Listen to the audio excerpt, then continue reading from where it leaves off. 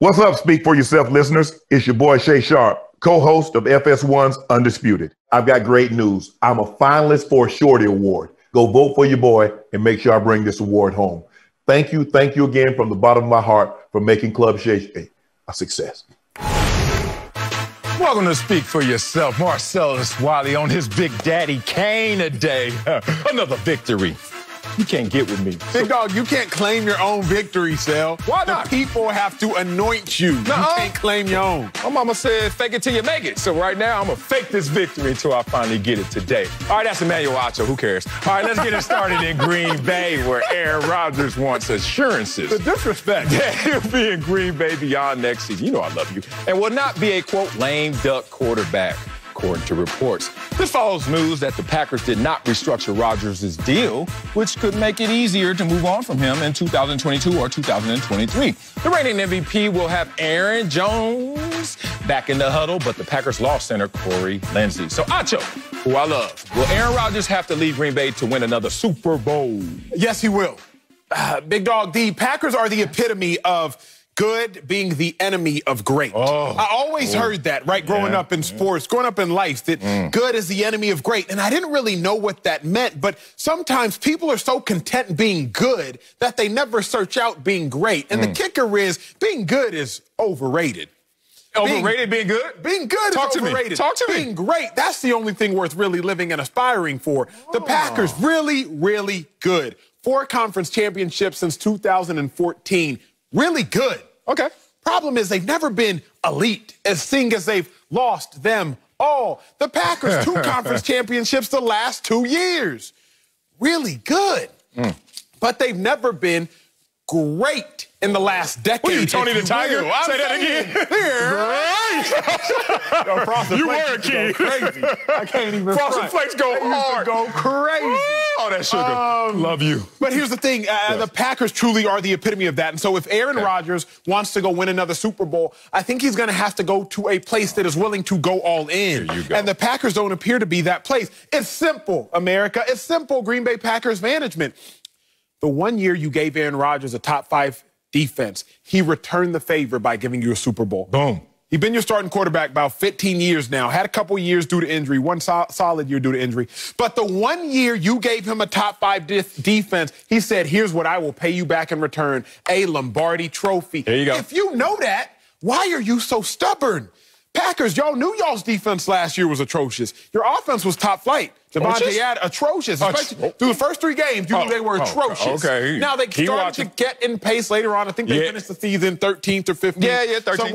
Somewhere in the teens. Yeah. But if you know the secret to winning a championship is a good defense, because Aaron Rodgers is going to make you a contender regardless. All you have to do is get a good defense. What are you doing? Why are you being so stubborn? Why are you not making offseason acquisitions to go from being good to being great? You're watching other teams make acquisitions or at least retain their solid acquisitions. The Tampa Bay Buccaneers, the team that thrashed the Packers in the playoffs, they retained all their talent. You got the Arizona Cardinals. They just signed Malcolm Butler, defensive back. They just signed, no, they didn't. They just signed A.J. Green. They acquired J.J. Watt. No, they didn't. They're making plays to try to become great. Hear what I'm going to say. Let's say this. All down there. Y'all look cute down there. Hear what I'm going to say. What? The Arizona Cardinals have done more to help Kyler Murray in his 3 years than the Packers have done to help Aaron Rodgers in his 15. That's a bar. If you wanted me to go there. I did want you to go there. Look cute. The Cardinals have done more to help Kyler Murray in his first 2 years than the Packers have done to help Aaron Rodgers in nearly 2 decades. I didn't want to give that take might have been a little too hot, too early in the show for y'all to digest.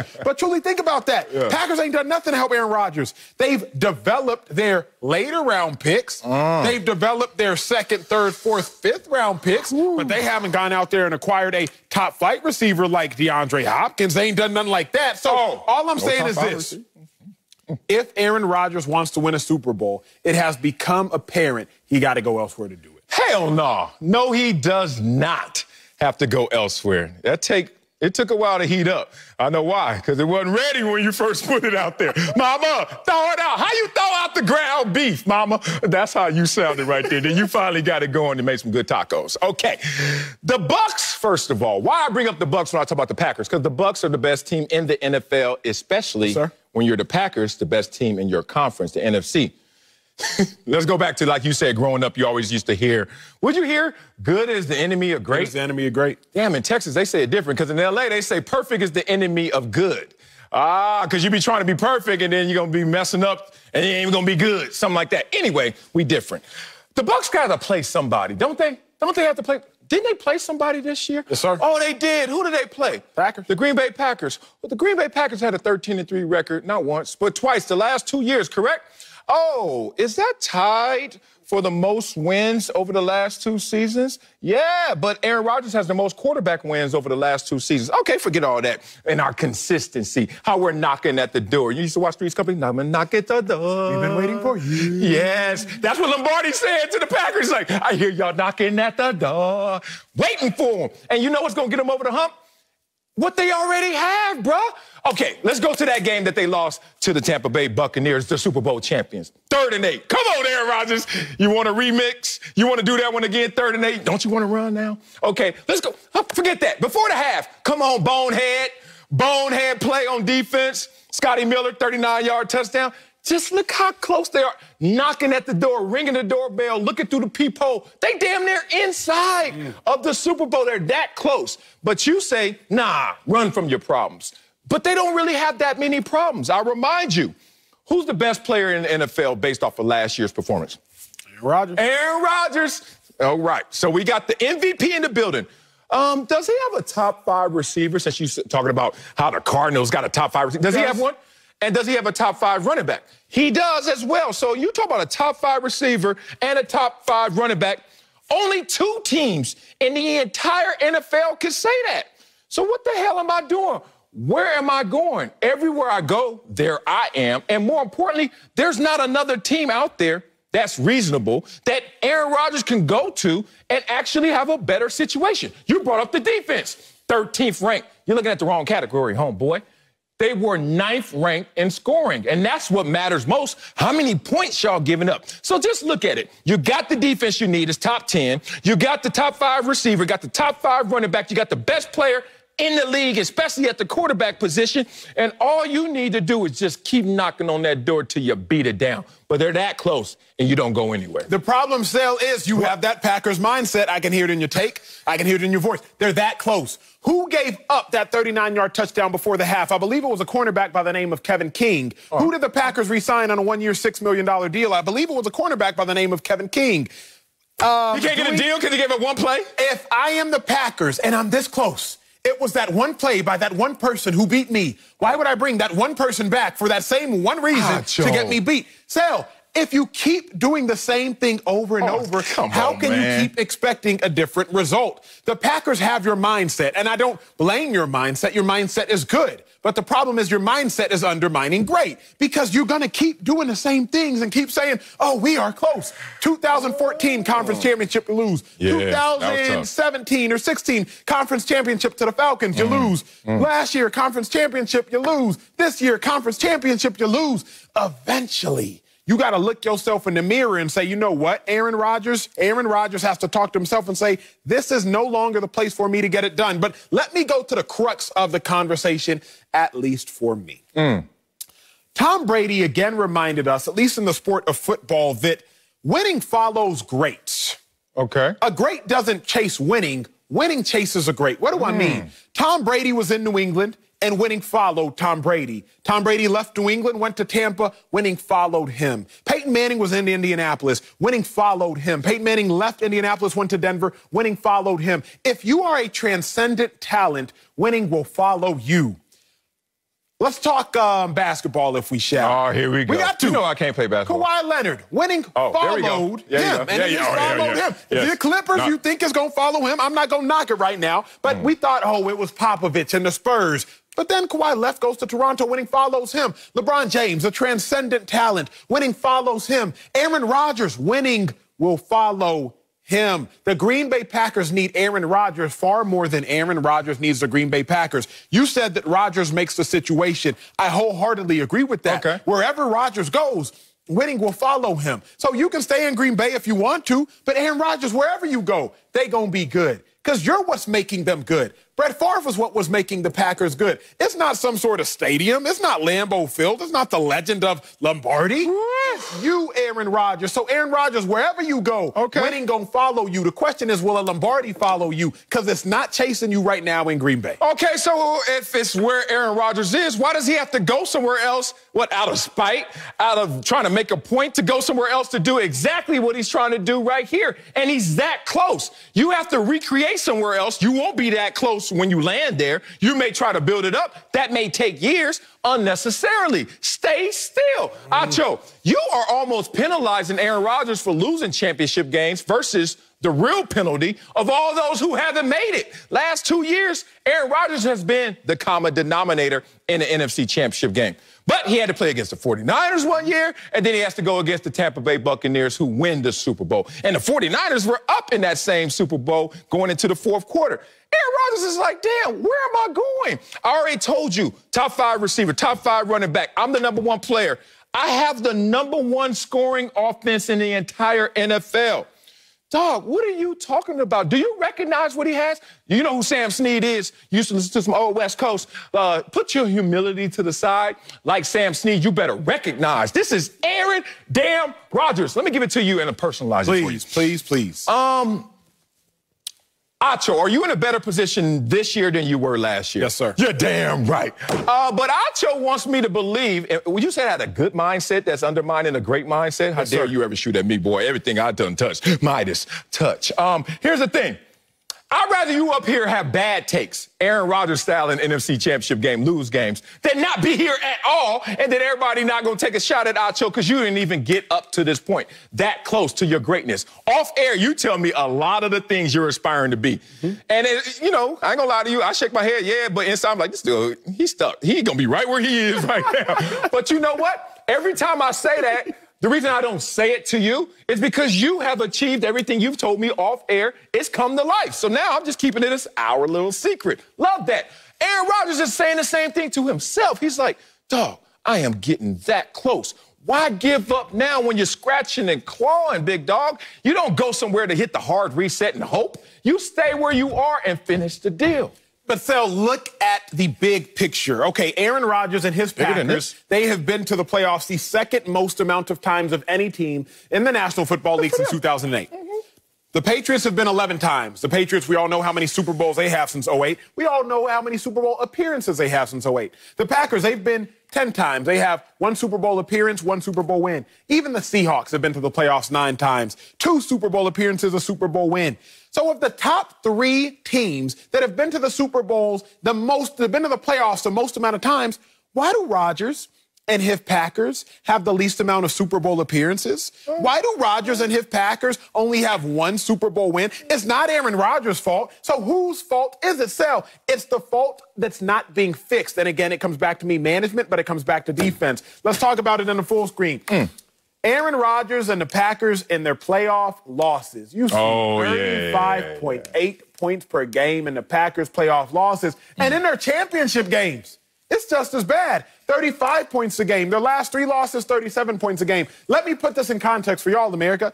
Defenses were only giving up, I think, 26 points a game this season. It was a historical number, 26 points a game. Yeah. But, Sal, this is a whole nother touchdown and a field goal. In the biggest moments, Aaron Rodgers' other side of the ball, the defense, let him down. I'm not going to blame the defense because I'm going to blame management because they have a defense that is not suited to really play defense at a high level. The Buccaneers this year, where did they rank? They were 8th in points, 6th in yards. I just wonder, give Aaron Rodgers a Bucs defense?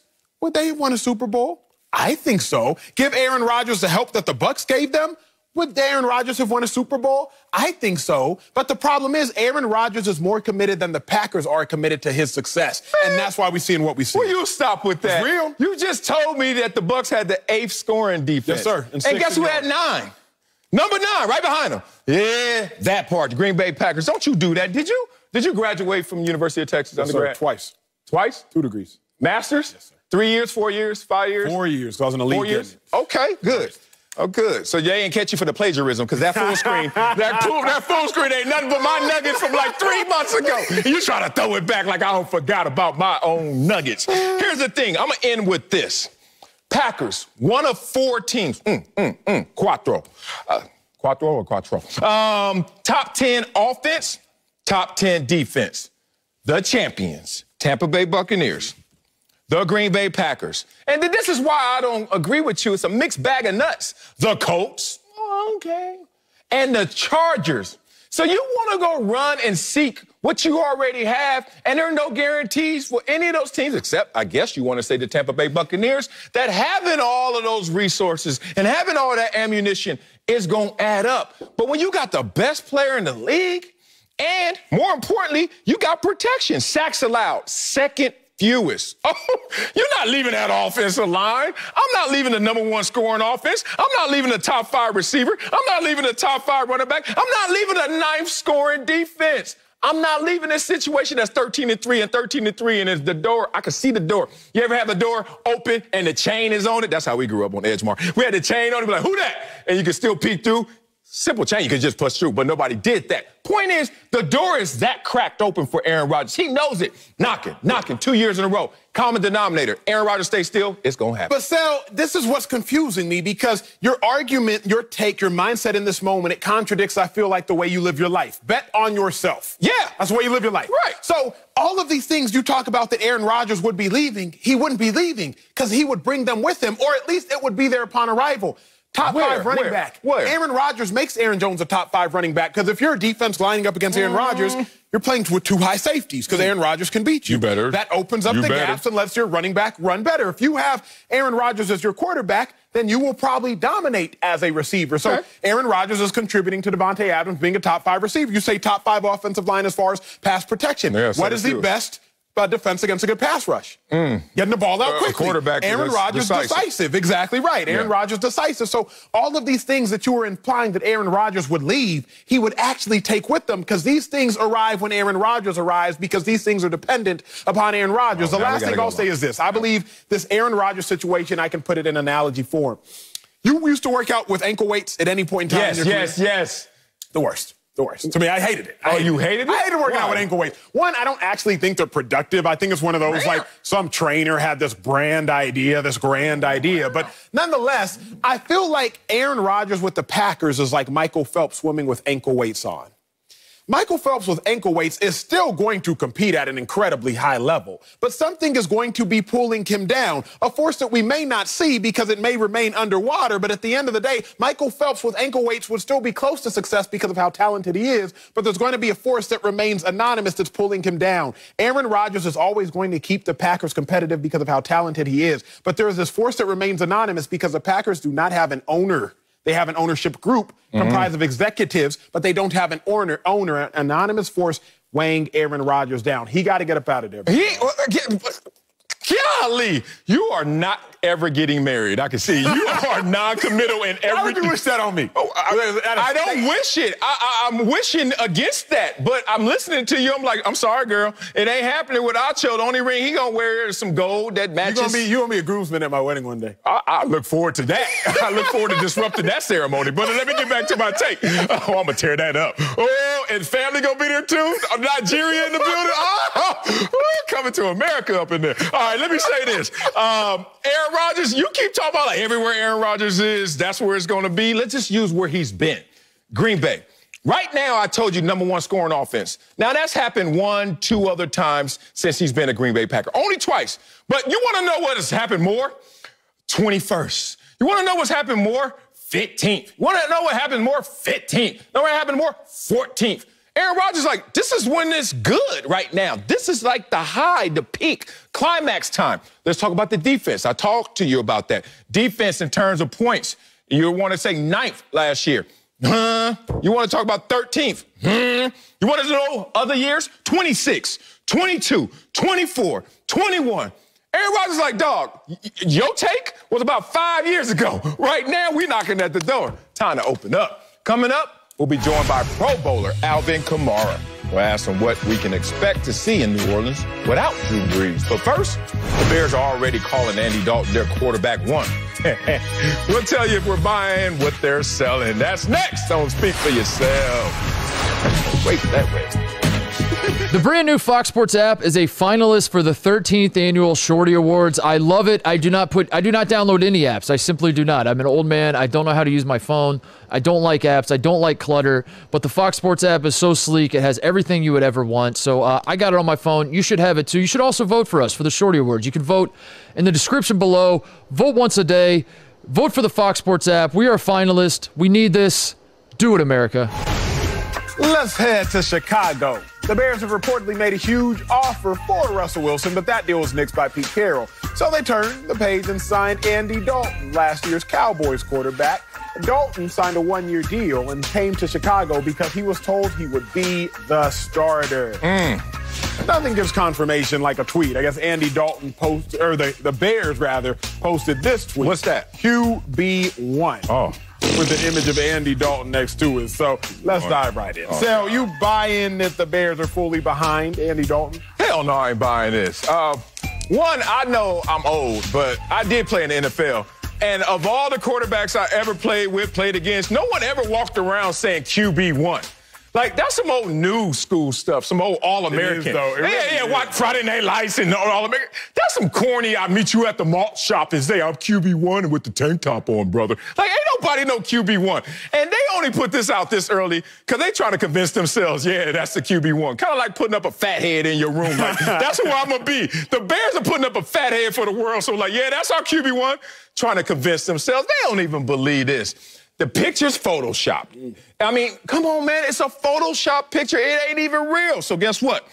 The picture ain't real, and him being the starter ain't real. I'm just telling you right now, his position, QB1. Look at this picture. That's not even a good picture. Look, I'm no Jordan Palmer, but I can look at a quarterback and tell when he needs to transfer his energy into the front foot. I need to see that. Look at that elbow. That's a pick six in the making right there. Look at the elbows and the hip position. It's just a bad picture. And I don't remember Dallas putting out a picture last year of him being the QB2.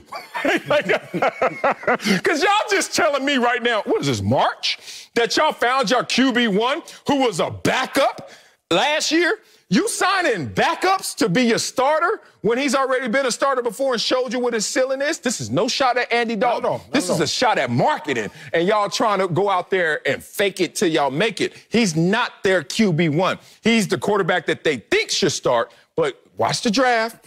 Watch the rest of free agency. Something's going to happen. Trust. Big dog, the Bears remind me of the dude who's in a relationship, but he's still like an Instagram model's Instagram picture. Why are you looking at me like that? What do you mean? I don't double tap, single tap, so it don't get me caught. The Bears remind me of the dude who in a relationship, and he's still, that Instagram man. Because Marcellus, you told me something, and it shook me to my core. It really did. You told me this maybe 6 months ago. You said a man is only as faithful as his option. The Bears are only as faithful to Andy Dalton as their options. He might be QB1 right now. But they still looking at Russell Wilson like, double tap. Double tap. Like, they're still looking around, Sal. And the fact of the matter is, I don't fault them because Andy Dalton shouldn't be your QB1. What has he shown you in the last several years to be your QB1? Hello. If he's a QB1 right now, he's a bottom 10 number one quarterback. And by the start of the season, he'd probably be a bottom 5 number one quarterback. By the time Trevor Lawrence takes shape and Justin Fields comes around and Trey Lance comes around and Zach Wilson comes around. So he shouldn't even be the QB1. I'm looking at it like this. Since 2015, Andy Dalton is 24-40-1 as a starter. Now, I'm not going to knock Andy Dalton because you said this before. He has 3 Pro Bowl seasons to his name. Went to the playoffs 5 straight years, but that was all done prior to the age of 28. Andy Dalton will be 34 this year. So in the last 6 years, he hasn't shown you any promise. I just don't like that the Bears are now putting their foot in their mouth willingly. Like voluntarily. Nobody forced your hand. Nobody went out there and asked you, is Andy Dalton your QB1? But y'all just decided, let me go out here and proclaim that this quarterback is our QB1, even though in the history of this franchise, we've never had a 4,000-yard passer in the history of the franchise. We're a team that can't get right in regards to quarterback talent, and here we are proclaiming a backup from last year to be our starter in March. Man. You took me somewhere. Let's go back to the club, okay? I've been to the club. I went in the club. It was a different culture back then. I remember going to the club the first time, and you really had to go out there, put yourself out there in front of everybody on the dance floor and say, can I get your number? In front of every DJ, don. He's like, can I get your number? She like, and get the pen, and your boy's like, because they see the pen. Once the pen come out, it's going down. Y'all ain't like that now. Y'all just be like, what's your name? And walk away. IG. Oh, yeah. What's your IG? Because I don't need nothing else. I'll holler. So here's the thing. This is what the Bears just did. They walked across the dance floor, and they boys are sitting there, the organization sitting there like, go holler at Russell. Go holler at Russell. Right there in the middle of the dance floor. Can we get you, Russell Wilson?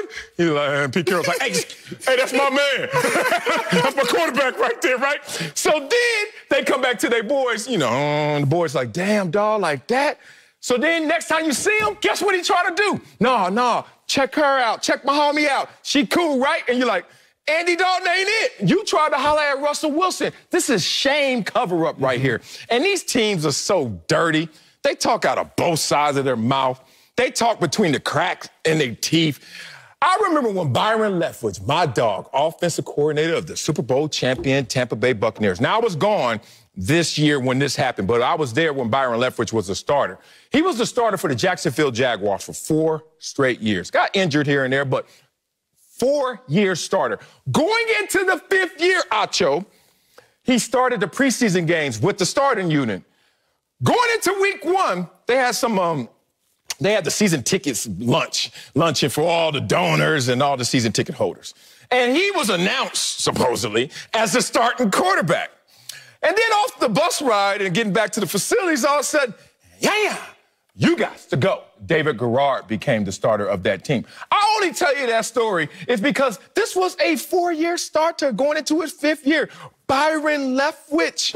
And then they still made another decision when they wanted to make that decision. If I'm Andy Dalton sitting there in Chicago, the Windy City, be careful. That wind might blow your ass right back to QB2. You better not trust these dirty organizations. They talk out of both sides of their mouth. The other thing, though, Stella, is like, even if you're a Bears fan, if you're Andy Dalton, you're sitting there might be a quarterback on the roster still better than Andy Dalton. Andy Dalton, to me, isn't unequivocally better than Nick Foles. Like, let's be real. Like, what has Andy Dalton done? What has Andy Dalton shown you, especially in the last 4 years? In the last 4 years, Nick Foles has led his team to the playoffs. After they started 5-6, he takes over for Carson Wentz. They go 9-7. In the last 4 years, Nick Foles has been a Super Bowl MVP, taking over in a 3-game run. Meanwhile, Andy Dalton has been 24-40-1. I don't even know why you would want to claim or proclaim Andy Dalton as your QB1. Look at just last year alone, the bottom 7 passer ratings amongst quarterbacks. You see Darnold, you see Carson Wentz, you see Drew Lock, you see Daniel Jones, you see Cam Newton, you see Tua, and then you see Andy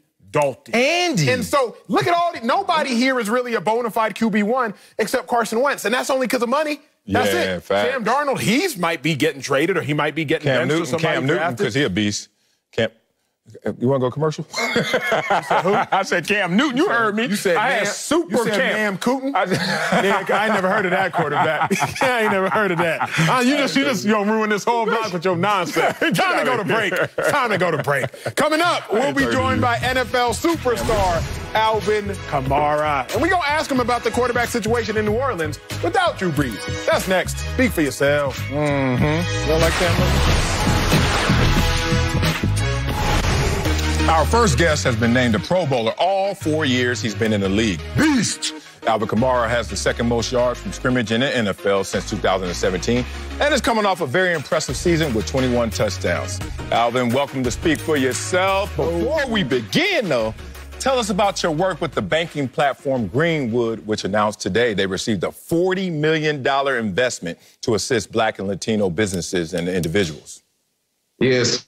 So, today we got the news. We closed Series A funding at $40 million. That's the largest in fintech history. And this bank is created for Blacks by Blacks. I got involved obviously because I'm a Black man, and in my community, the financial literacy and the access to loans and interest rates, quality loans and quality interest rates is very low. We get denied more for loans than any other race. So for me, it was just more about, being able to provide, some of the banking opportunities to our community that we haven't been provided with before. I mean, right now we have 500,000 plus people on the waiting list ready to open accounts. We got like 100 days before we launch. You know, some of the investors include like the biggest banks in the world, Bank of America, JP Morgan, PNC.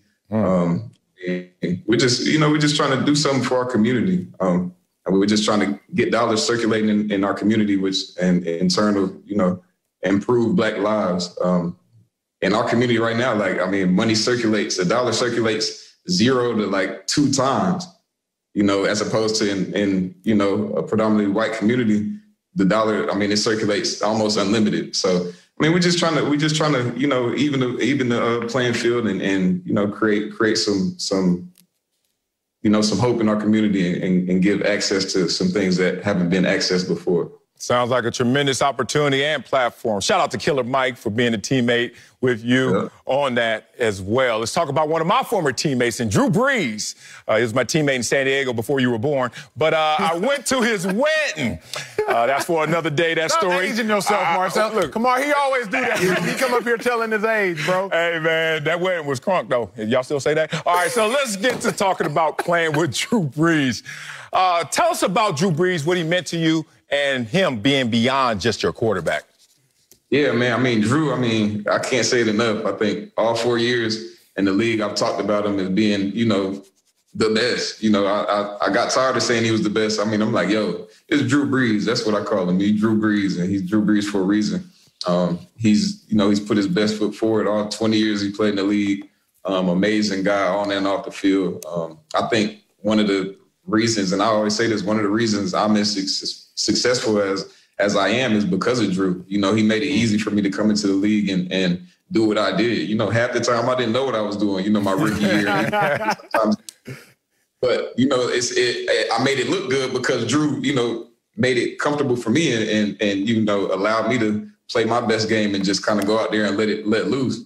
You know, he's just an amazing dude. You know, I hate that he retired. It's like, man, I've been playing with Drew. I don't want him to go. I don't want him to go. But he's laid down his legacy, and I don't think it could be touched. Hey, big dog, who gonna take over the leadership role? Because I don't think the fans realize, like, Drew Brees is more than the quarterback. Even stuff as small as the breakdown chance, the whole 1-2 win for you, all that. Like, Drew Brees did that since you showed up. Who's going to take over that leadership role in your mind, or is it you? Man, I mean, you know, I think I have a certain role etched out on the team, and you know, I'm obviously a leader in that locker room. I mean, I've kind of cemented myself in there. But when I look at a role like Drew's, Demario Davis, I mean, he's been kind of like that other voice behind Drew. You know, when Drew was too tired to break it down, that's Demario's role. You know? Another outstanding dude, man. Demario, I mean, he exemplifies what it is to be a role model, a teammate, a leader in the community, everything. So I think Demario can step up and kind of fill that void. You know, I think as a whole, I mean, we got leaders on our team, man. We got a vet group, guys that know how to win, guys that know how to play together, guys that are accountable, and you know, they know what they're doing. You talked about that void. Here's a time and a test for you to show some of that leadership. Who should be the Saints' starting quarterback week 1? Alvin? Let me grab my phone and call Sean. You know, I don't know. You know, when they say quarterback battles, I don't know what they're grading. You know, so but I mean, we got 2 guys. I mean, obviously, we got a chance to see what Taysom can do last year. Jameis, with it being his first year. You know, he was doing a lot of learning, and I think we all saw Jameis, you know, him talking about Drew shortly, and, you know, just what Drew meant to him in his learning process and being able to be in New Orleans and you know, just being blessed and to even have the opportunity to be, you know, under Drew learning and on this team. So I think both guys have talent. You know, it's going to be a battle. They're going to have to battle, and Sean says it. There's no favorites. It is what it is. It's who's going to be able to put us in a position to win football games. And I think both are capable. We're just going to have to see. I know Jameis is ready. I know he's ready and hungry to prove what he can do. He's passionate. he plays with a chip on his shoulder. I mean, we've seen what he's been able to do in Tampa. I mean, and, you know, he'll tell you before anybody else tells you. I think his big thing that everybody looks at is his decision-making. And I think at a lot of the guys that I met, he's a dude that's hard on himself. And, you know, he demands excellence in everything he does and perfection. And I mean, he wants to do good, not only for himself, but like I think he wants to do good more for his teammates than he does himself. And then Taysom, I mean, we see Taysom week in and week out. I mean, he's a warrior. He's a grinder. He's been learning from Drew for a few years now, 4 years also. And, you know, another dude that wants to compete, wants to play, wants to win football games. So, you know, it's just going to be what happens in camp. Yeah. Who wins it? What a leadership answer there. I need him to speak at my funeral, bro. All them kind words. I know. Sound like James to me. You delivering my eulogy, big dog. You here. Hey, but the difference between this show and other shows, bro, it's more of a locker room vibe. So I'm going to ask you straight up, because I had to go back to November of 2016 is the last time you played a game without a reception, except that one game where Taysom was your starter out of the 4 games. So my question is, are you worried about your individual statistics if Taysom is your starter instead of Jameis because y'all run a different style of offense? Speak selfishly for a second if you can. Speak for yourself. Yeah, so you said it's a different kind of show, so we're going to chop it up and talk a little different. Me and Taysom just going to have a real talk. Me and Taysom going to have a real talk because, you know, I felt some type of way when I ain't catch a ball that game. I did, but you know, I'm a team guy. We got us to win. We did what we had to do, but I want me to just throw it to me once. You could have shot faster or something. Just one. We would have been on the street. Man, I would have had some type of record or something maybe in the future. But nah, it's all good. You know, everybody has a different style. You know, Taysom got a little different style. He's able to do some different things that we haven't seen some quarterbacks do. Yep. You know, man, I mean, he's a tough player, and the game obviously changes when he's in there as opposed to when Jameis is in there. We got a little taste of Jameis for a game, just a small taste. And, you know, it's different, you know, and defenses, and I think that's up to a defense how they look at, you know, the quarterback position. You know, I think defenses look at Jameis way different than they look at Drew, way different than they look at Taysom. So, I mean, shoot, like I said, it's gonna be a camp situation where we see how it's gonna have to shake out. My dog, all right, you said this. You said everybody got a different style, so let's talk about the different styles running backs have. I need Alvin Kamara's top 5 running backs right now in order, sir. Right now? Top 5 right now, including me? Including you and including the cast that's coming back from injury. So include Saquon and include McCaffrey. Yeah. Okay. So I'm gonna go me and Christian. I think if it's a 1A, 1B, or if we could both be at 1, I think that's it right there. 1, I think Dalvin and Derek, one of them or 2. I mean, it's just your preference, what you prefer. What do you prefer? It's your list. What do I prefer? Yeah. What do I prefer? I think I prefer Dalvin just from a you know, strategy standpoint in the game. Yep. Because you can look at Derek and say, okay, well, I'm gonna load the box because I know what he's gonna do. Yep. Dalvin, you can load the box, but he can still kill you on the other end. He can catch the ball and he can kind of get down the field. Derek can do that too, but I mean, you got to look at, if we're looking statistically and analytically, Derek's not gonna catch the ball and you know, run routes and do things like that. Who's at your 5 spot then? You gave me 1, 2. You gave me 3, 4. Who's a 5? No, I ain't give you 1, 2, or 3, 4. I gave you 2. Dalvin and Derek get 2, depending on what you prefer. Real conversation. You know what I'm saying? Let's see. I still got Zeke in there. I still got You say Zeke. stats and analytics, and then you're gonna say Zeke. How you gonna do that? I still got Zeke, man. I'm looking. They came in the state. That was for that situation. That was for the 2 spot. Now you can't trip me up. That was for the 2 spot. For the 3, I'm still looking at talent, and Zeke still got all the talent in the world. You know what I'm saying? I feel like he still has all the talent in the world. Saquon, I love Saquon. I want to see him come back off the injury and be healthy and do what he got to do. Yep. So I got him at 4.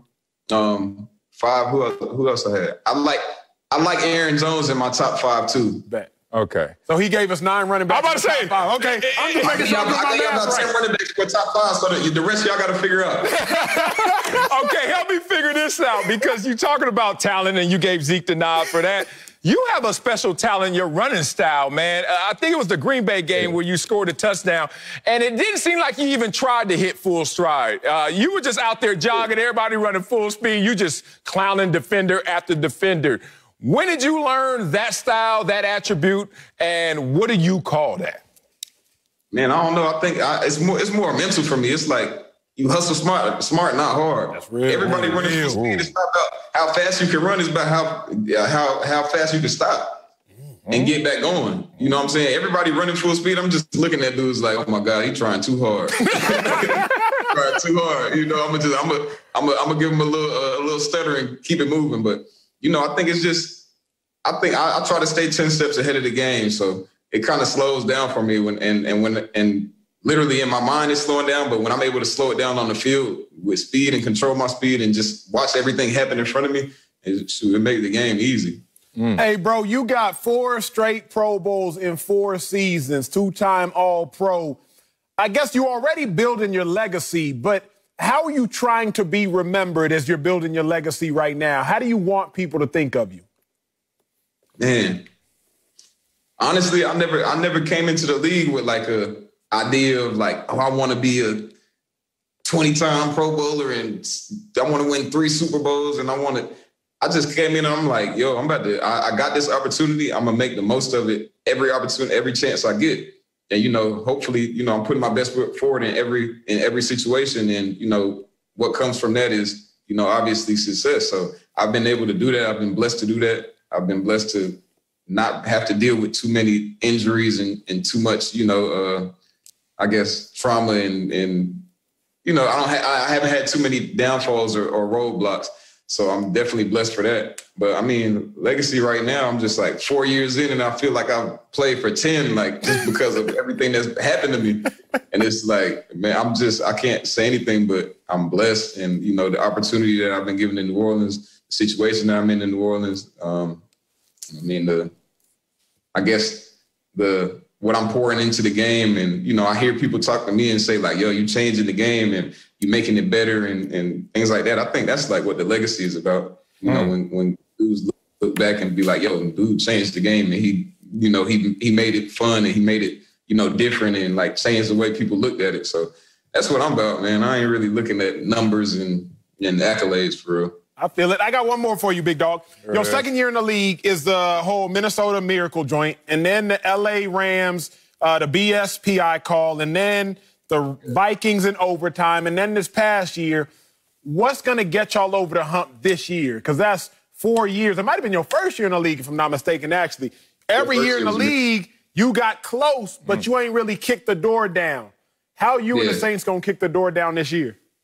Man, you say we talk a little different on this show. It's a little different. We got to find a way to say, yeah, we got to kick the damn door down. We got to kick it in and be grimy and nasty and say, fuck it. You know what I'm saying? Like, yeah, we got to do that. You know what I'm saying? We just got to be savage about it. Nobody likes us. It is what it is. We go into every year with people, you know, having their doubts and saying this and saying that, but I think we've done a good job every year just being like, yo, we got to put our head down and be the Saints and worry about what happened in New Orleans. Don't worry about what's going on anywhere else. And, you know, just find the next, you know, and stay in the moment and be where our feet are at. That's real. That's real. Love it, man. It's been a great interview. My dog. Oh, man, that mindset right there, if it's contagious on your team next year and you either have a real conversation with Taysom or start eating some W's with Jameis, whatever the hell you got to do, keep it going, big dog, and continue success to you. My dog. No doubt. Appreciate y'all. Yes, sir. All right. Can I curse now? He did. All right, coming up, the Lakers were quiet at the trade deadline. We'll tell you if their title chances took a hit today. That's next on Speak for Yourself. He went there. He went there. I'm with him. Watch it. Speak for Yourself. Marcel Wiley, Emmanuel Acho over there, my dog. Let's head to the NBA, where the Lakers have lost 3 in a row and are clearly struggling without their superstar duo LeBron James and Anthony Davis. Several names were rumored to be headed to L.A. at the trade deadline, including Kyle Lowry. But he is staying in Toronto, and Aaron Gordon is off to Denver. Got to bring in Fox NBA analyst Slick Rick the Bucher. But Acho, did the Lakers' title chances take a hit today? Sad, y'all. Those of us Lakers fans, LeBron fans, we're in mourning. You should be in mourning at least, because you should have caught the awareness that, yes, they took a hit. They didn't die, but they took a hit. The Lakers did nothing to improve their team right now at the trade deadline. And meanwhile, they competition, the team that they were just last year in the Western Conference Finals facing, out here getting better. Lakers fans, Lakers management, LeBron, you know this. Y'all need somebody who can give you 15 to 20 points a game. Y'all could have used the Aaron Gordon, but worse than that, y'all could have used a big rim protector, the same JaVale McGee that y'all let walk. I understand LeBron and JaVale didn't necessarily get along. JaVale just kind of does his own thing on the court. I get all that. But let's not act like he didn't contribute all the way through last season, through the first round of the playoffs, until they said, you know what, Dwight, you take over. The Lakers didn't get better, and they let other teams get better. There's a saying, if you're not getting better, you're getting worse.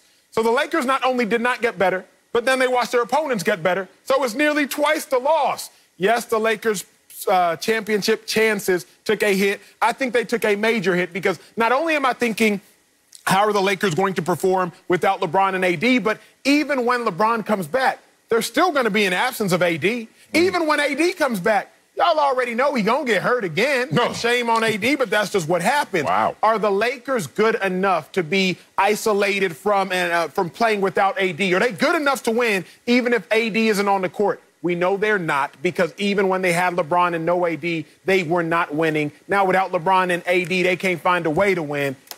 Championship chances took a major hit.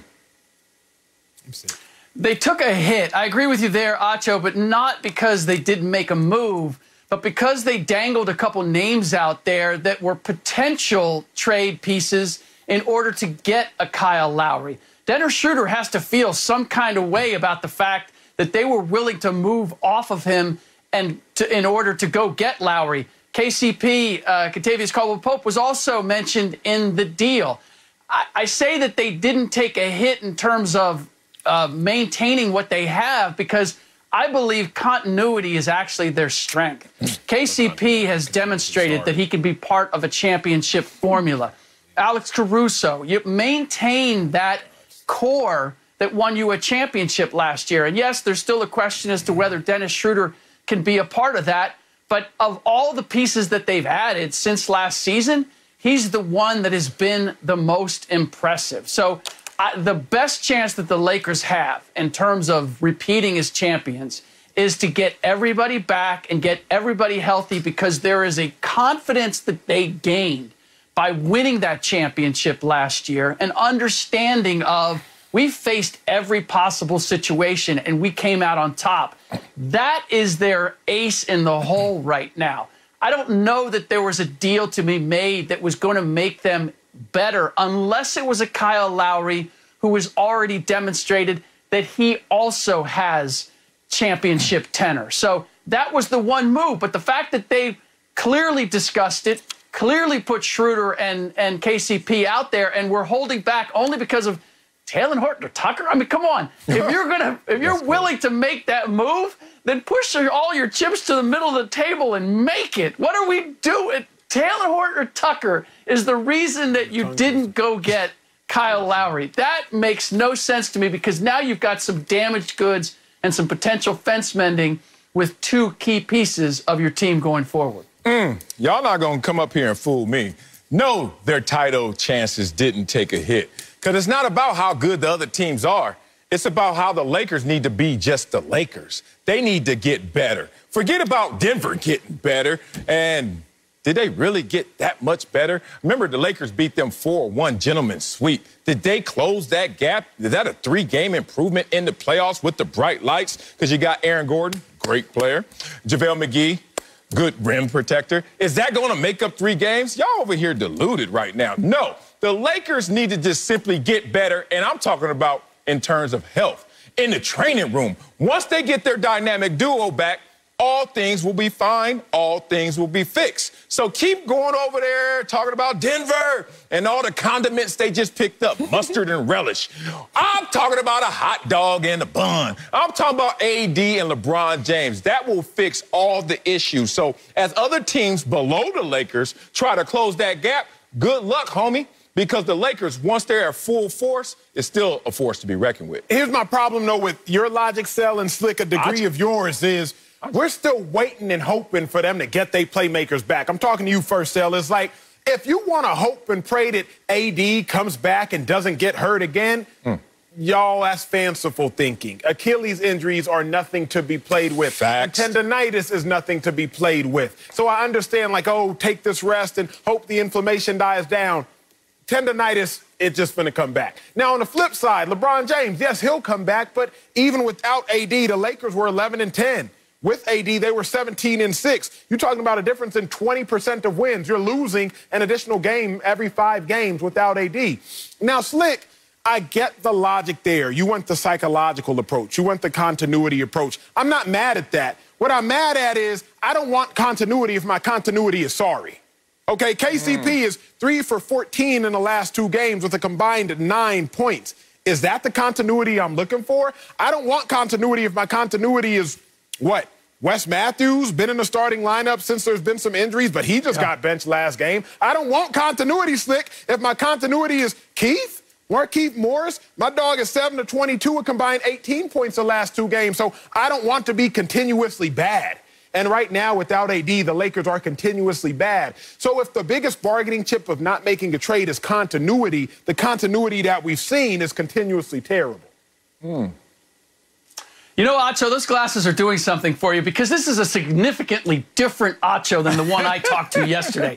You are making all kinds of sense today, and I agree with you.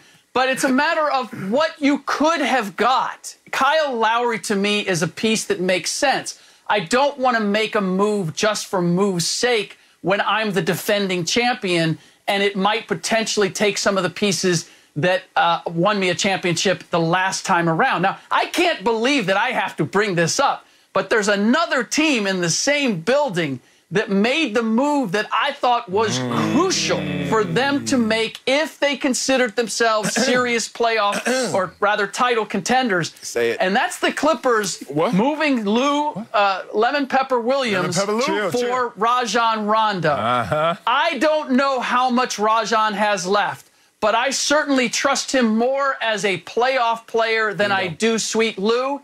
And based on what happened in the bubble last year and what I've seen from Lou this year, the Clippers had to demonstrate, look, dude, we are of a certain mindset.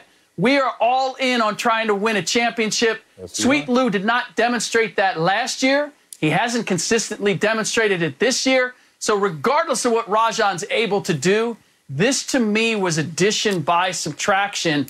And that's the thing that the Lakers have to look at. Not only Denver got better, I'd say the Clippers got better. The Blazers made moves. Like all these teams in the West are jockeying. Why? Because they see a wounded animal in the Lakers and they want to take advantage. Somewhere. Oh, man. Oof. Y'all think y'all slick up here. Oh, one of y'all is slick. Here's the thing. Talking about all the teams getting better, including my team, trying to pull at my heartstrings. Ain't going to work because we're still being judged by the best team. And the best team are the Los Angeles Lakers. Y'all are really premature in your judgment right now. And it's unfair because it's not a wounded animal. It's just an animal that's right now taking a time out to come back, maybe fully motivated. Oh, wait, no, this isn't voluntary. Hold on. You got 2 dudes down. Wait a minute. I mean, maybe my conspiracy theory. Are you buying my conspiracy theory? Thank you. Hold on. No, I'm going to tell you, this ain't even conspiracy. This is real. I've been injured before, and then based on when you come back, it's based on circumstances. Sometimes it's come back because we need this playoff push. Sometimes it's come back because we need continuity and chemistry. But I've never been on a championship team, but you don't rush back on a championship team because, hey, as long as we get in, we're good because we know we can achieve it all. That's not conspiracy. That's being real, calculated maybe in this situation. But most of the season, the Lakers were without Anthony Davis in comparison to LeBron James. Be real. Ham, no burger, as they say. And then all of a sudden, LeBron James goes down. There's no ham and no burger. But Slick Rick and Acho want to come to the restaurant now and give us a Yelp review. Hey, bruh, the two main chefs are out right now, and the restaurant ain't gonna close. We still gonna make our money. But damn, can you chill on your review until they're back in the building, back in the kitchen, and cooking it up the way that they could cook it up? Because last time I saw them cook it up, they cooked it up the best. Baker Mayfield clapped back at his critics once again, like I just clapped back at you, Slick. Get off here. Would tell you if it was a wrong for him to be called a Heisman bust. Ooh, this is about to be fireworks. Next, don't speak for yourself. Acho, you ready? Baker Mayfield helped lead the Browns to their best record since 1994, and he won his first playoff game, but he still has his critics, like Marcellus Wiley. Yeah, no way. Baker just finished his third season, but he's a bust, according to Instagram account The Game. We on IG? The Post had the headline, Heisman Bust, and posed the question, who's the most disappointing? Baker is listed along with Tim Tebow and RG3.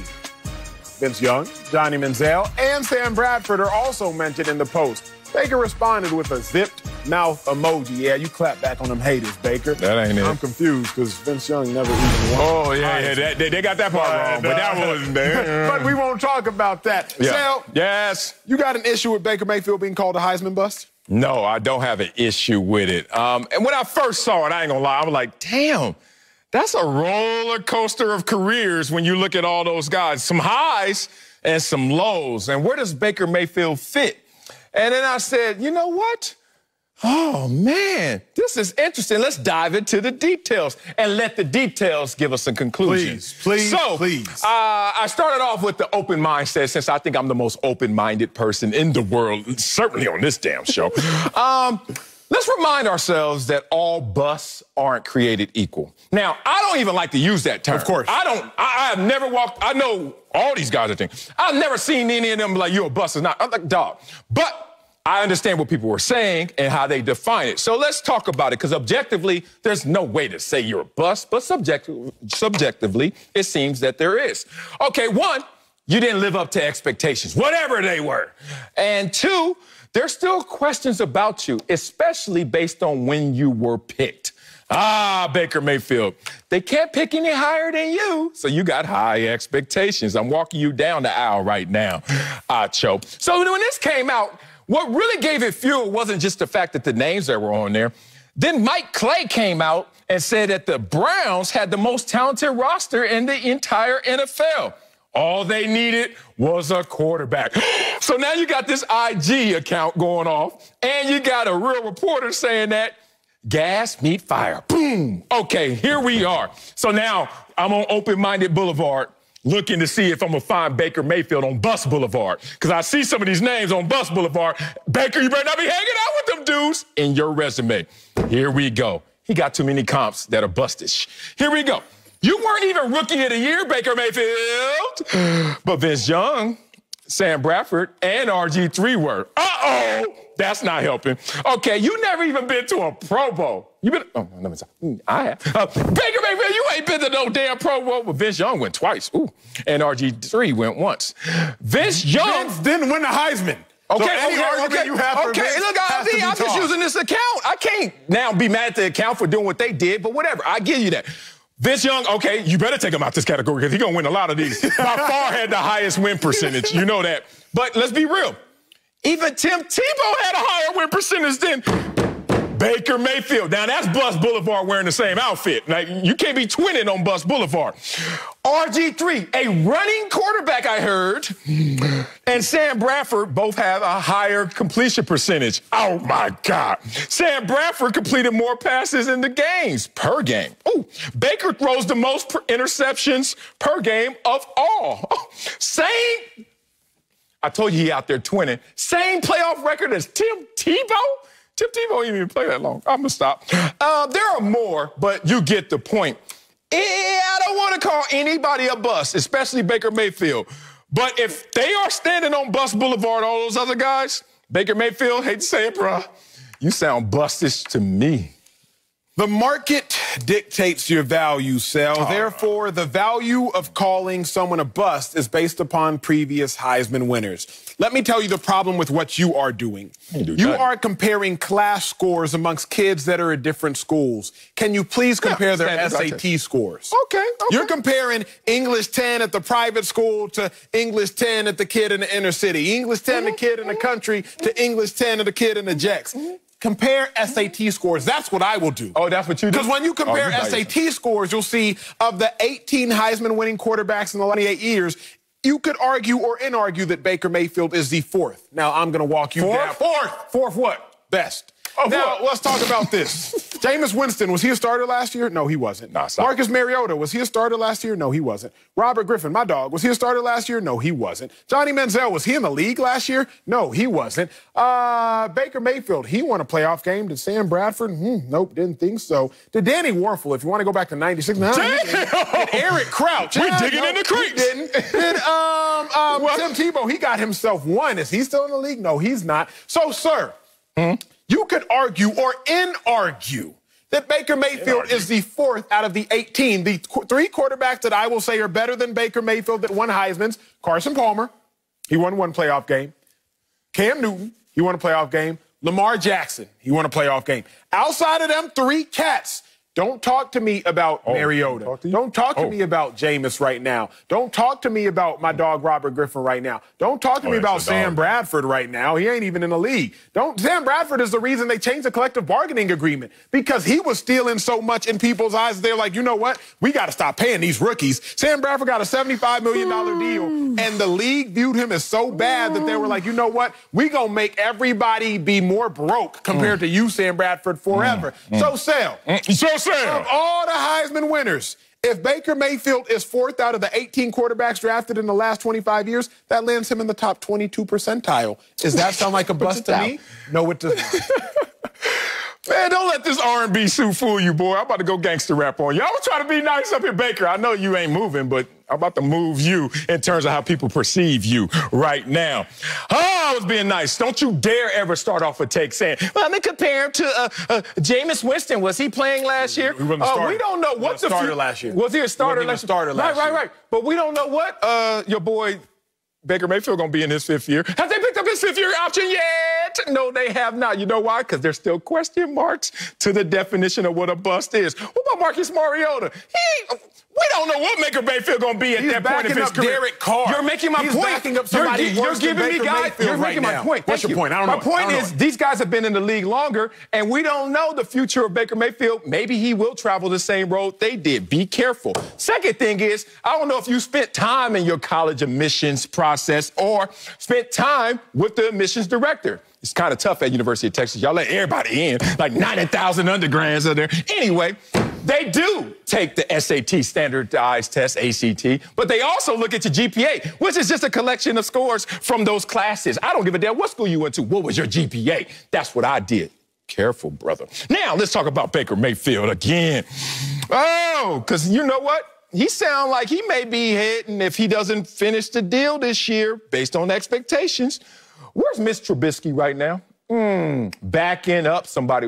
What? Did they pick up Miss Trubisky? Oh, they didn't pick up his fifth-year option. They haven't picked up Baker Mayfield's yet. Be careful. Don't count those eggs. They haven't hatched yet. Who knows what Baker Mayfield does this year? But what if he ends up like Miss Trubisky?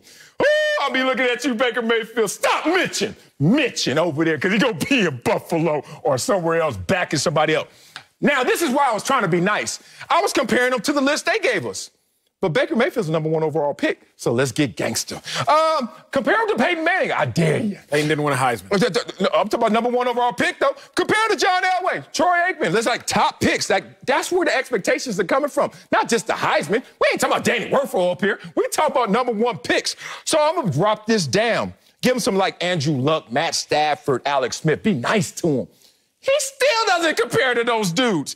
I'm being nice, and he's still on Bust Boulevard, big dog. Fewer passing yards and passing touchdowns, Luck and Stafford. Worse win percentage, Luck. Points per game, 300-yard passing games. Like, dog, I don't know what you talk about. This is how I'm going to end my take. I'm going to give it to you right now. Please end it. Forget all that historical, what you did in college, what you did your first 3 years. How about last year? Baker Mayfield ranked 30th in the NFL completion percentage. Ooh, 24th in NFL passing yards per game. Oh, 24th ranked passing offense. Oh, 4th highest rate running the ball and 4th fewest rate passing the ball. All I know is he is Captain Inconsistent. So you talking about, is that the 22 percentile?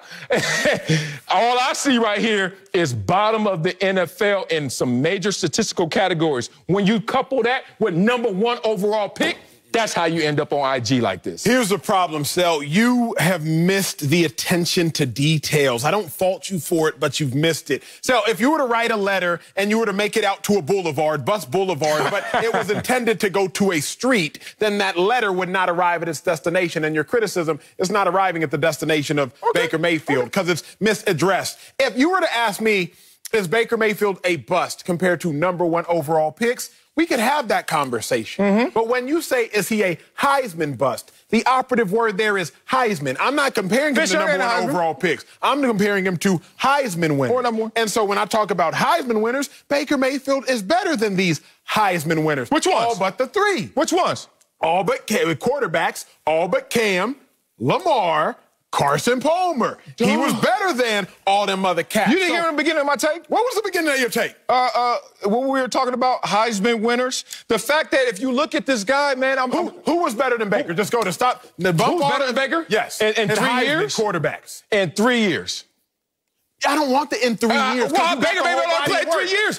You trying to project where he could go and don't want to project the negative of where he could go. I don't want your hindsight bias. Do you know the list? Do you know the list? Talk to me. Who is better than Baker Mayfield? The list is Johnny Manziel. Baker's better. Duh. Vince Young, who shouldn't be on the list. Shouldn't be on the list. But he was on the list? Okay. Sam Bradford. Baker's better. RG3. Baker's better. Why didn't Baker win a rookie of the year? Baker was starting last year. What was RG3 doing? Hold on. How long has RG3 been a year? You got to go 9-10 years. Hold on. Year 3 to year 3. You can't give me RG3 falling off the cliff and don't think that Baker Mayfield could fall off the cliff. Yes or no? Quarterback shouldn't be falling off the cliff in year 9 or 10. Russell Wilson is the same year as RG3. Russell Wilson the same exact year. Russell Wilson didn't win the Heisman according to you. No, but you're talking about year 9 or 10. You shouldn't be falling off a cliff. I'm talking about year 3 comparisons. I gave it to you both ways. Look, Baker compared to RG3 in their first 3 seasons. Oh, my God, there you have comps right here. It's right there. Baker Mayfield, sorry, brother, passing, rushing yards per game. Are you losing RG3? Yes. Passer rating, are you losing RG3? Yes. When you talk about everything, the completion percentage, like, I'm sorry, bro. Like, hold on. And people say RG3 was a bust. This is all I'm saying. I don't think he was. Me either. Like, I don't. Hold on. We got to go back to the beginning of this. I don't think. Yeah, I don't believe a bust. To the bust theory. But if you call RG3 a bust, Baker, you didn't outpace RG3 in your first 3 years. Yeah, let's clarify that for them cats that just tuned in. Okay. I'm not calling nobody a bust. I'm saying Baker Mayfield is having a better career than RG3 because we're allowed to see RG3's entire body of work. Right now, RG3 is a backup. He was a third-string quarterback last year. Right now, Baker Mayfield is starting on a playoff team that was rated higher than the team that RG3 is currently a backup of. But you can't say Baker worse than RG3. RG3 went to the playoffs his first year. RG3 was Offensive Player of the Year, and RG3 was a Pro Bowler. We ain't seen none of that from Baker Mayfield until this year, and only one of those, not of the other 3. You comparing me to my son. Dog, you can't do that. I got my whole year. I fell off. I got higher than him, lower than him. But the point is, at 5 years old, my son got me, homeboy. All I'm saying is you can clown RG3 all you want. I'm not clowning. Whoever it is. We ain't clowning. Whoever it is. But guess what? At that same age, same years in the league, RG3 nipped that dude. And that's only one of them. Woo! Told you it's going to be fireworks. Could Russell Wilson and Pete Carroll be trending in a good direction? We'll tell you if we have any concerns with Russ's commitment to Seattle. That's next on Speak for Yourself. It's a third-rounder better than Baker Mayfield. The NFL, Russell Wilson has been tweeting his approval for the Seahawks off-season moves. All right. This falls in line with the report that says things seem to be trending in a good direction. And Russ has had positive correspondence with Pete Carroll. But another report says where there's smoke, with Russ, there's fire. Adding, quote, when you start naming teams that you're willing to play for, you're 1 foot out the door. So, Acho, any concerns about Russell Wilson's commitment to the Seahawks? Yeah, big dog, I got severe concerns. And it's only because you can't be fully committed to serving yourself and fully committed to serving the team. Like, typically, if you're serving yourself, you have to die to your own ambitions and desires at times, relationally or in the game of football. We've seen Tom Brady do that over the course of his contract. He had the freedom to do that. Russell Wilson right now is self-centered. I'm not mad at him for being so. You only got one NFL career. You only got one life. Live it how you want to live it. But you can't be self-centered, self-seeking, and also seeking what's in the best interest of the Seahawks. So, yes, I'm worried about his commitment. But let me dive a little bit deeper with my take. Deep. All the concerns Russell Wilson has vocalized about the Seahawks have to do with him. I want a better offensive line so he can be better protected. Okay. Oh, let's get Antonio Brown so he can put up better numbers. I want say in my offensive coordinating position so that he can have more of a say in the offense. But, Russ, what about the fact that y'all let your Pro Bowl cornerback Shaquille Griffin walk and go to the Jaguars just a few weeks ago? What about the fact that the defense was as bad as it's been since you've been there this past season? What about if you're looking out for the sake of the needs of the team? You ain't mentioned none of that now. You might be thinking at home, well, that's not in the jurisdiction of Russell Wilson. If Russell Wilson is the captain and the fearless leader, and if Russell Wilson, is doing what's in the best interest of the team, then he should really be speaking out on all team issues and where the team falls short in several departments. Your best defensive player as far as rushing the passer was your safety. Russell Wilson, where's your vocality when it comes to that? There is none. And there is none because Russell Wilson is currently concerned with Russell Wilson, at least primarily concerned with Russell Wilson. I'm afraid that is going to intrude on his concern for the totality of the team, which is the Seattle Seahawks. Interesting. Deep take. Serious take right there. I'm laughing at that take right now because, no, there's no commitment issues with Russell Wilson and the Seattle Seahawks. He was just acting out. Let's use your take against your take. There's no I in team, but there is a me in team. You always talk about team versus individual. Okay. Well, let's also juxtapose that and say selfish and selfless. What's the common denominator? Common word? Self. So people a lot of times misconstrue what selfish or selfless really looks like. In this situation, Russell Wilson has to take care of himself. He is committed to the Seahawks, but at the same time, I can express I want more for us. And that's all Russell Wilson was doing. That said, he was just your ex, one of your exes with the lower self-esteem, sitting there, just need to be reminded of how good she is, how good you guys had it, and all your issues were your fault. Like both of you guys as a collective, it was your fault. Seattle Seahawks, you're not perfect in this situation, in this relationship. And if you're Russell Wilson, you haven't been perfect in this situation, relationship anyways. They both can point at each other. Spider-Man meme, you. But all they needed to do was get to this place. And I knew it. Russell was in his feelings. He went to the Super Bowl and watched Patrick Mahomes versus Tom Brady. And then he started to have envy. And then he started to look at his situation. Instead of measuring how far he's gone and how far this team has grown, he just wanted to measure the little gap between where this team was and perfection. As I learned from my grandma, don't compare, prepare. Don't compare, prepare. And Russell Wilson. That's not a Wileyism? Well, it is a Wileyism, but it's a grandmaism too. But no, I still everything. So the point is, Russell Wilson just got caught up in his own feelings. Pete Carroll took him to Yamashiro, our spot. Gave him a couple rainbow rolls, sit there, a couple strawberry mules. He said, you good? You feeling better now? All right. Now call yourself an Uber. Go Hawks and go home. Get the hell out of here with your feelings, okay? And Russell Wilson now is in a better place. That's all you had to do. Smart move, Pete Carroll. Got to bring in Fox NFL analyst Greg Jennings. So, Greg, any concerns about Russell Wilson's commitment to the Seahawks right now? No, I don't have any concerns with Russell Wilson and his commitment to the Seahawks. You got to think about, from a player's perspective, Acho, anytime a player has played all possible games, and that is Russell Wilson, 144 games that he could have possibly played in his 9-year career at 32 years old, that means he's giving every ounce of what he has to give to that organization. He's committed. He just wants to make sure and ensure that they are as committed to what he's trying to get done, which is for the betterment of the team.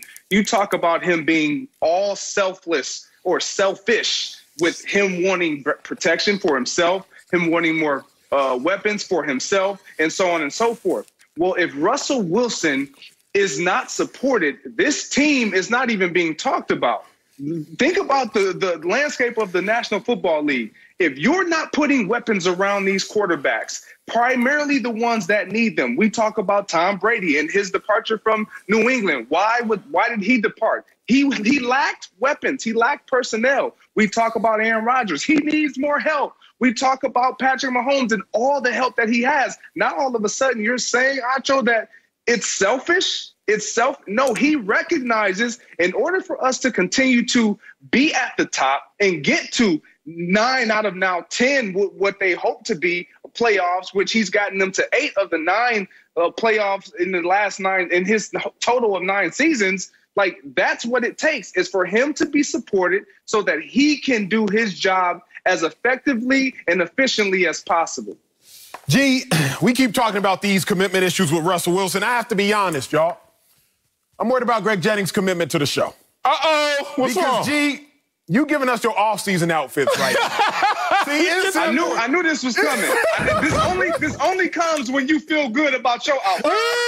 It only comes when you feel good about your outfit. So I figured, I saw what you had on. I switched and said, let Acho breathe for a minute today. Let me be comfortable. No, I'm not gonna let Greg do this. That was a comeback. Because we can debate Russell Wilson, but I come here and I pay homage to Greg. I pay homage to Greg when homage is due. But I came in and Marcellus introduced NFL Super Bowl receiver Greg Jennings to the show, and I said, where is he?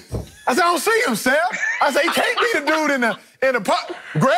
The dude in the... Nuh-uh, Greg. I'm worried about Russell Wilson's commitment to the Seahawks, but more importantly, I'm worried about your commitment to this show. I'm going to need better next block. You got about 3 minutes, 45 seconds to get changed and get dressed. Because coming up, we talking about your dog, Aaron Rodgers. Because he don't want to be the lame duck QB. So I'm going to tell you if Aaron Rodgers leaving Green Bay would be good for his MVP chances again. Don't get dressed, Greg. Aaron Rodgers is coming off an MVP season, but his future in Green Bay still has question marks. The Packers did not restructure his deal last week, which can make it easier to move on from him in 2022 or 2023. Now, according to reports, Rodgers wants assurances that he will be in Green Bay beyond next season and that he will not be, quote, a lame duck quarterback. Greg Jennings, former Aaron Rodgers teammate, is back with us. But Marcellus, you up first. Yeah. Would leaving Green Bay actually be good for Aaron Rodgers? Oh, it'd be good for Aaron Rodgers. We talked about this earlier in the show, where wherever Aaron Rodgers goes, if he were to leave Green Bay, that will be a successful destination because Aaron Rodgers is the best player in the NFL, at least by last year's standards and performance. So if you look at Aaron Rodgers as a top quarterback going to another destination, he will actually help everybody else out. Look at this situation he's in right now. Top 5 receiver, top 5 running back. Some would dare to ask and some would dare to want to know the answer to, would those guys be top 5 with different quarterbacks? I don't know that. But if you have Aaron Rodgers as your centerpiece, good things will happen. So it'll be good for Aaron Rodgers in that respect, but also the respect of appreciation.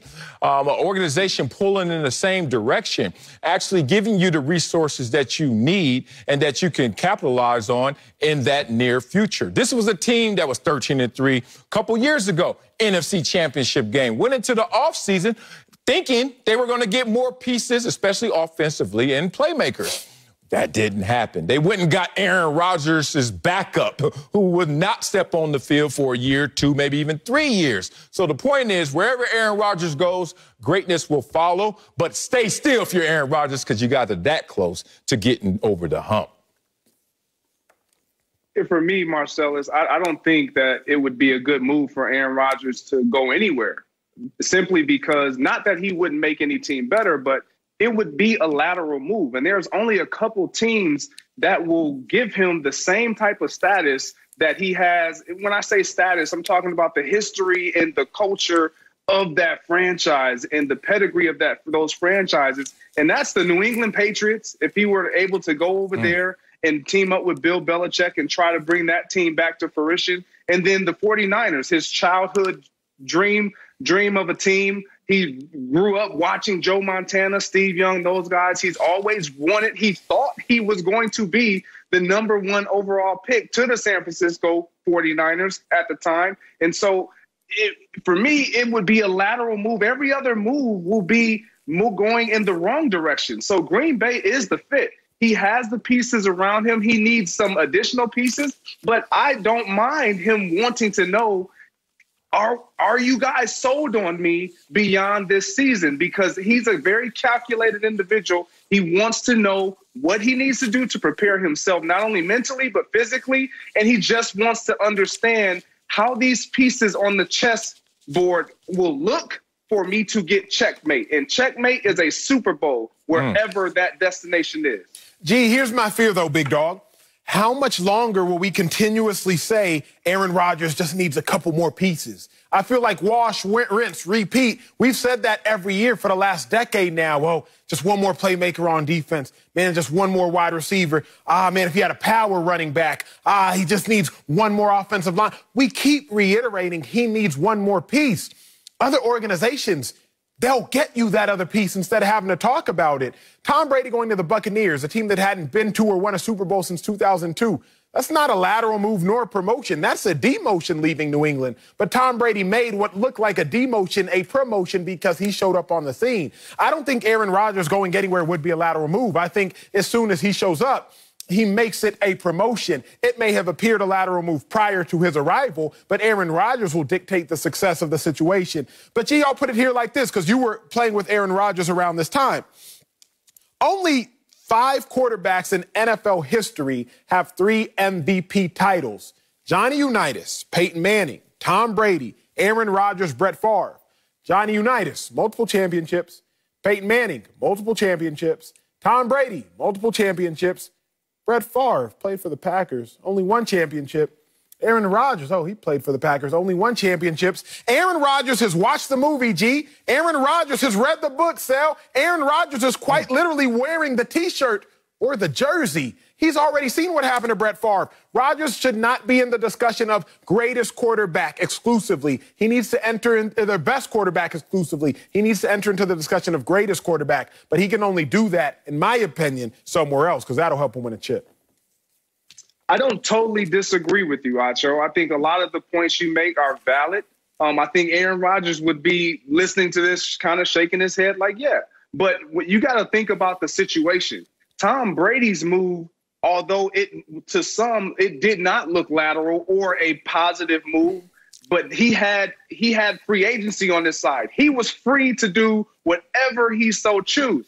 In this situation with Aaron Rodgers, teams are going to have to give up assets to acquire his value and his ability and his talents. So with that being said, think about what the Chicago Bears were offering the Seattle Seahawks in return for Russell Dangerous Wilson. That was a lot. They were willing to give up 3 first-rounders, a 3rd-rounder, and 2 starters. You think about Aaron Rodgers and the package you would have to compile to acquire his talents.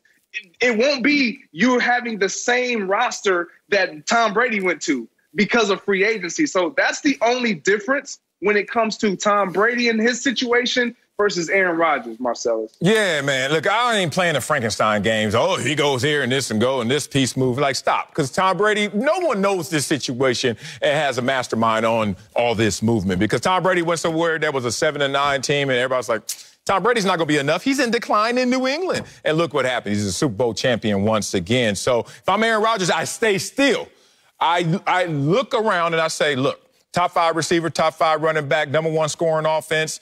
Okay, that's enough. We'll build second fewest sacks allowed by offensive line. That's enough. We'll make this work somehow. Back-to-back NFC champion. Back 13-3. That's enough. Now, however, I'm different than Acho because, Acho's scared with his money. I ain't scared with it. If I go somewhere, I ain't scared. Wherever I go, I'm going to make it happen, just like Tom Brady. Tom Brady looked at 7-9 Tampa Bay. Worst sports franchise in sports history. Like, that was their losing percentage. The worst. Worse than the Clippers. And then Tom Brady's like, I'm good. We'll make this work. So stay still, Aaron Rodgers. Y'all, that damn close. Just get over that hump. Tom Brady is ready to run it back in Tampa, speaking of the GOAT. But we'll tell you if Father Time will catch up to him next season. That's next. Don't speak for yourself. Gia. Tom Brady started the offseason throwing the Lombardi Trophy off a boat. Now the GOAT is getting ready for a shot to repeat with the Bucs. Brady will be 44 years old next season, and he already has 7 Super Bowl wins under his belt, but he's not slowing down. He recently said what's keeping him motivated. Take a listen. Why take away one of the great loves of your life just arbitrarily to go do other things when maybe not the timing is right? I think the love of what I'm doing and then the willingness to continue to learn and to improve is what is really the most enjoyable. So, Acho, are you confident Father Time will not catch up to Tom Brady next season? I am. I think Tom Brady is great for a while. One of my favorite artists, he said it wasn't all of a sudden, it was subtle. It ended up as a flood, started out as a puddle. Right? So the flood of a decline you can typically see. It typically starts out as a puddle. We saw it with Drew Brees. Since 2018, his yards per attempt, his yards per game, they continued to decline slowly and surely. Drew Brees, his health continued to decline slowly but surely. The late Kobe Bryant, we saw it 2012 to 2016. Field goal percentage, it declined 46, 42, 39, 35. Okay. We even saw it with Peyton Manning.